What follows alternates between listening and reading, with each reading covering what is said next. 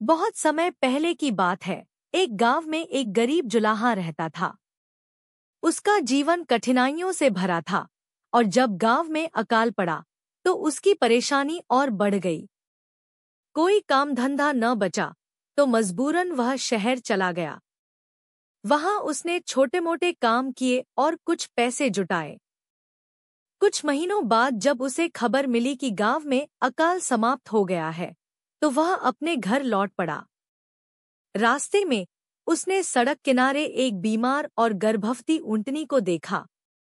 उसकी हालत देखकर जुलाहे को दया आ गई और वह उसे अपने साथ गांव ले आया। गांव में ऊंटनी को अच्छा चारा और देखभाल मिली तो वह जल्दी ही स्वस्थ हो गई। कुछ समय बाद उसने एक सुंदर ऊंट के बच्चे को जन्म दिया। यह ऊंट का बच्चा जुलाहे के लिए भाग्यशाली साबित हुआ। एक दिन गांव में एक कलाकार आया जो गांव के जीवन पर चित्र बना रहा था। ब्रश बनाने के लिए उसने ऊंट के बच्चे की पूंछ के बाल लिए। बाद में जब उसकी पेंटिंग मशहूर हुई तो वह जुलाहे को इनाम देने वापस आया और उसे बहुत सारे पैसे दिए। ऊंटनी भी अब खूब दूध देने लगी थी, जिसे बेचकर जुलाहा अच्छा धन कमाने लगा।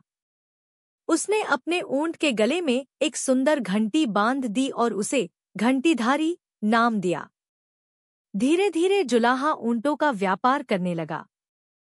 उसके पास ऊंटों का एक बड़ा झुंड हो गया जो दिन में चरने जाता और शाम को लौटता।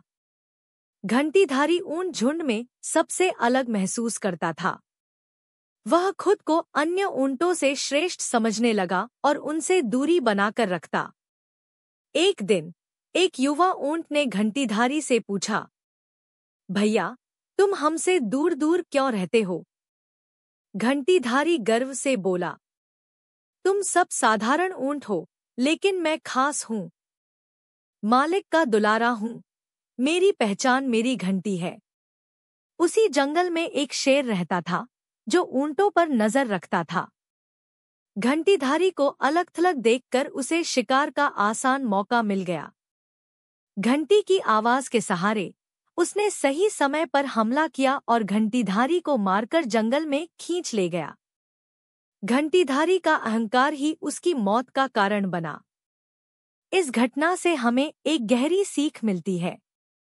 जो खुद को सबसे श्रेष्ठ समझता है और दूसरों को तुच्छ मानता है, उसका घमंड अंत में उसे ही ले डूबता है।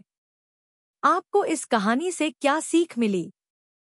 क्या कभी आपने किसी को अहंकार में अपनी ही हानि करते देखा है? मुझे कमेंट में जरूर बताइए।